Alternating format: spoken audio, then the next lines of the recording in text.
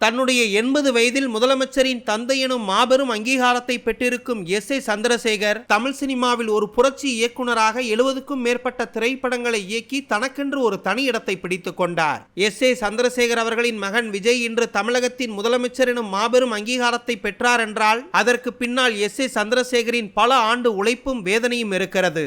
SA. சந்திரசேகரை பொறுத்தவரை ராமநாதபுரம் மாவட்டம் தங்கச்சி மடத்தை பூர்வீகமாக கொண்டவர். திரு சேனாபதி பிள்ளை அவர்களின் மகனாக கடந்த 1945ஆம் ஆண்டு ஆல்பர்ட் சந்திரசேகர் என்ற இயற்பெயரோடு பிறந்த எஸ்.ஏ. சந்திரசேகர் பிறக்கும் போதே ஒரு கத்தோலிக்க கிறிஸ்தவ குடும்பத்தைச் சேர்ந்தவர். என்னதான் எஸ்.ஏ. சந்திரசேகர் ராமநாதபுரத்தை பூர்வீகமாக கொண்டவர் என்றாலும் இலங்கையிலிருந்து தமிழ்நாட்டிற்கு குடிபெயர்ந்தவர்கள் என்ற வரலாறும் எஸ்.ஏ. சந்திரசேகர் மீது திணிக்கப்பட்டது. இதுவரை அதற்கு மறுப்பு தெரிவிக்காத சந்திரசேகர் நான் ராமநாதபுரத்தைச் சேர்ந்தவன் என்பதையும் அவ்வப்போது பதிவு செய்திருக்கிறார். இளம் வயதில் தனது படிப்பை முடித்துவிட்டு சென்னையில் அரசாங்க வேலையில் பணிபுரிந்து வந்த எஸ்.ஏ. சந்திரசேகர் தான் அரசாங்க வேலையில் இருந்தால் கூட திரைத்துறையில் சாதிக்க வேண்டும் என்ற எண்ணத்தோடு எம்ஜிஆர் நடிப்பில் வெளிவந்த எங்க வீட்டு பிள்ளை திரைப்படத்தின் மூலம் ஒரு சவுண்ட் இன்ஜினியராக தமிழ் சினிமாவில் தனது திரையுலக பயணத்தை ஆரம்பித்தார். அதன் பின் டி.என். பாலு என்பவரிடம் உதவி இயக்குனராக பணியாற்றி வந்த எஸ்.ஏ. சந்திரசேகர் அதன் பின் சினிமாவை முழுமையாக கற்றுக்கொண்டு ஒரு இணை இயக்குனராக ஆசை முகம், நான் ஆணையிட்டால், மனசாட்சி, அஞ்சல் பெட்டி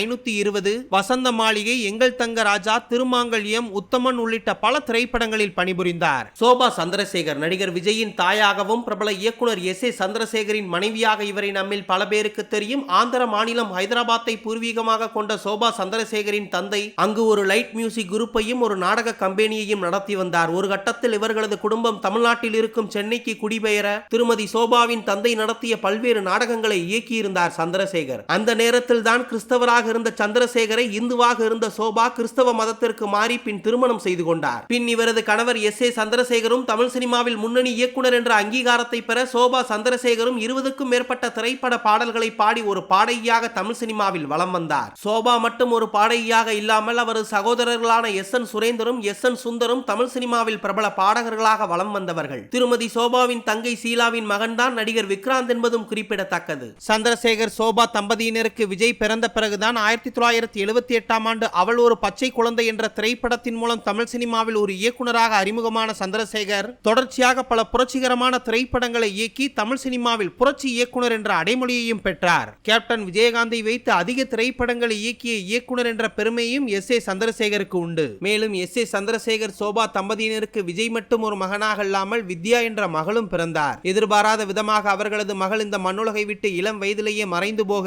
அதன் பின் தனது ஒரே மகனான விஜயை உயிருக்குயிராக வளர்க்க தொடங்கினார்கள் சோபா சந்திரசேகரும் எஸ்.ஏ. சந்திரசேகரும். இதுவரை பல மொழிகளில் 70க்கும் மேற்பட்ட திரைப்படங்களை இயக்கியிருக்கும் எஸ்.ஏ. சந்திரசேகர் தான் ஒரு முன்னணி இயக்குனராக இருந்தபோதே தனது மகன் விஜயை பல்வேறு திரைப்படங்களில் ஒரு குழந்தை நட்சத்திரமாக நடிக்க வைத்தார். கடந்த 1984ஆம் ஆண்டு சந்திரசேகர் இயக்கத்தில் விஜயகாந்த் கதாநாயகனாக நடித்த வெற்றி திரைப்படத்தின் மூலம் விஜய் ஒரு குழந்தை நட்சத்திரமாக தமிழ் சினிமாவிற்கு அறிமுகமானார். அதன் பின் குடும்பம், நான் சிகப்பு மனிதன், வசந்தராகம் உள்ளிட்ட பல திரைப்படங்களில் விஜய் குழந்தை நட்சத்திரமாக நடிக்க கடந்த 1992ஆம் ஆண்டு நாளைய தீர்ப்பு என்ற திரைப்படத்தின் மூலம் தனது மகன் விஜயை தமிழ் சினிமாவிற்கு ஒரு கதாநாயகனாக அறிமுகப்படுத்தினார் எஸ்.ஏ. சந்திரசேகர். ஆரம்பத்தில் விஜய் நடித்த திரைப்படங்கள் சரியாக ஓடாமல் போக பொருளாதார ரீதியாக மிகவும் பின்தங்க தொடங்கினார் எஸ்.ஏ. சந்திரசேகர். அந்த நேரத்தில் கேப்டன் விஜயகாந்த் உள்ளிட்ட முன்னணி நட்சத்திரங்கள் எஸ்.ஏ. சந்திரசேகருக்கும் விஜய்க்கும் கை கொடுத்து உதவ பின் விக்ரமன் இயக்கத்தில் விஜய் நடித்த பூவே உனக்காக திரைப்படம் விஜய்க்கு தமிழ் சினிமாவில் மிகப்பெரிய அங்கீகாரத்தை பெற்று தந்தது. ஒரு கட்டத்தில் தமிழ் சினிமாவில் தனக்கென்று ஒரு இடத்தை பிடித்துக் கொண்ட விஜய் ஒரு முன்னணி நடிகரான பின் தனது தந்தை எஸ்.ஏ. சந்திரசேகர் அவர்களின் இயக்கத்தில் எந்த ஒரு திரைப்படத்திலும் நடிக்கவில்லை.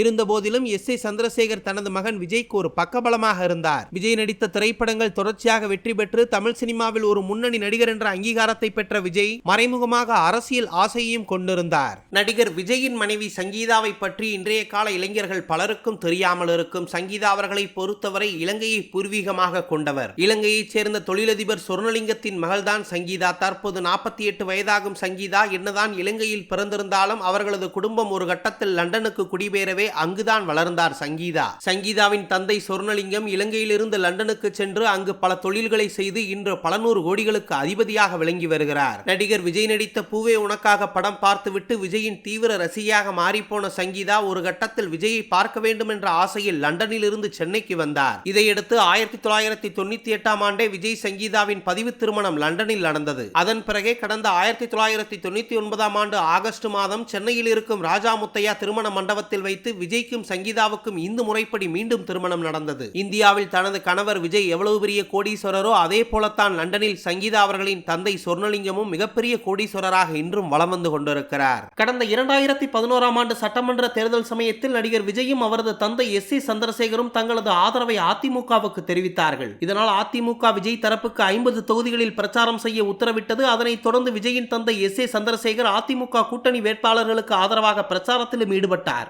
அதிமுக கொடுத்த 50 தொகுதிகளில் திமுக கூட்டணி வேட்பாளர்களுக்கு எதிராக விஜயின் ரசிகர்கள் தீவிரமாக வேலை செய்தார்கள். தேர்தல் முடிவுக்கு பின் அந்த 50 தொகுதிகளில் 43 தொகுதிகளில் அதிமுக கூட்டணி மகத்தான வெற்றி பெற்றது. இதனைத் தொடர்ந்து முதலமைச்சராக தேர்ந்தெடுக்கப்பட்ட அம்மையார் ஜெயலலிதாவை நேரில் சந்தித்து வாழ்த்து தெரிவித்தார் நடிகர் விஜய். அதன் பின் ஓரிரு மாதங்கள் கழித்து ஒரு படவிழா ஒன்றில் நடிகர் விஜய் கலந்து கொண்ட போது அந்த நிகழ்ச்சியில் பேசிய நாம் தமிழர் ஒருங்கிணைப்பாளர் சீமான் தமிழகத்தில் ஆட்சி மாற்றத்தை ஏற்படுத்திவிட்டு தம்பி விஜய் அமைதியாக அமர்ந்திருப்பதாக நடிகர் விஜயை புகழ்ந்து தள்ளினார். சீமானின் அந்த பேச்சு முதல்வர் ஜெயலலிதாவை கோபமடைய செய்தது. தனது வெற்றிக்கு விஜய் உதவியதாக சீமான் கூறியதை அம்மையார் ஜெயலலிதாவால் ஏற்றுக்கொள்ளவே முடியவில்லை. அந்த சம்பவத்திற்கு பிறகுதான் விஜய் தரப்புக்கும் அதிமுகவுக்கும் இடையே ஒரு பனிப்போரே உருவானது.